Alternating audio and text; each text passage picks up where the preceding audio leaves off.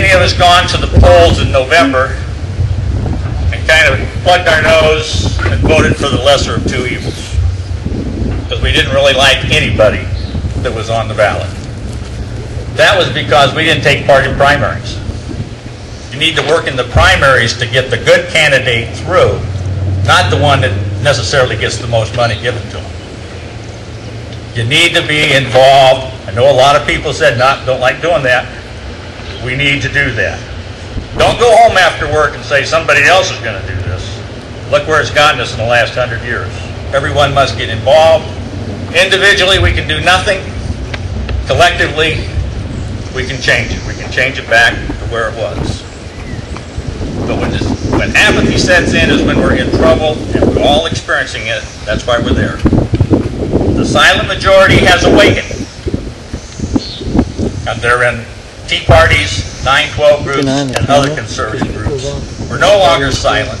We're fighting to take back the greatest country through the greatest document ever written, the United States Constitution.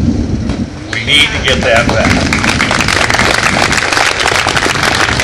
Throughout the ages, mankind has been seeking really only three things. Everything else just kind of falls in place after that. First of all, mankind longs for freedom, both personally and nationally.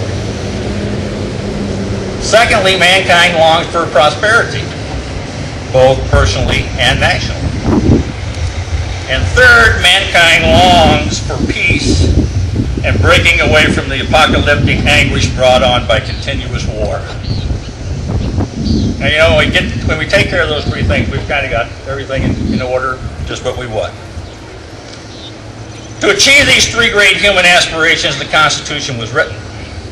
And it launched the ingenious freedom revolution nearly 234 years ago, and therefore provided the political and the economic climate for 6 subsequent revolutions. I bet most of us didn't realize that. The first one, the Industrial Revolution, which through efficient factories allowed mankind to begin to obtain the necessity of life in quantities. Second, we came to the Machine Revolution, which gradually transferred the weary burden from human and animal muscle to machines, and this began making the necessities of life both abundant and cheap. Third, we had the Transportation Revolution, which changed the world and our means of getting around. Fourth was the Communications Development Revolution, where we moved from a big planet to a whole bunch of communities close together because we could see what was going on and hear what was going on rapidly.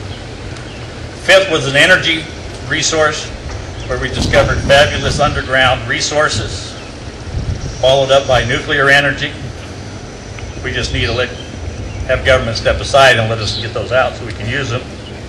And sixth, we had the Computer Revolution, where tiny chips of programmed electronic circuitry were able to store knowledge and record prior commands so as to make the machine think and act. All 6 of these revolutions came from America. All of these advancements thrived and can only continue to thrive in a climate of freedom. Nations that have lost their freedom have immediately experienced a catastrophic collapse as every one of these advantages disappeared into an oblivion of misery and bare sustenance survival. Freedom was the key. Freedom is the key. Don't let the deaths of our veterans be in vain. Don't let their sacrifices be for nothing. Be encouraged by their courage. Be motivated by their love of freedom. Thank them for their many sacrifices. Thank them for the many gifts they gave us. Not just today, not just on Veterans Day. You know who the veterans are here in your community. Thank them regularly. Shake their hands. Better yet, give them a hug, because they deserve it. It's okay. It really is. We owe them a lot. God bless you all, especially you veterans. Thanks for having me down here. Have a wonderful event.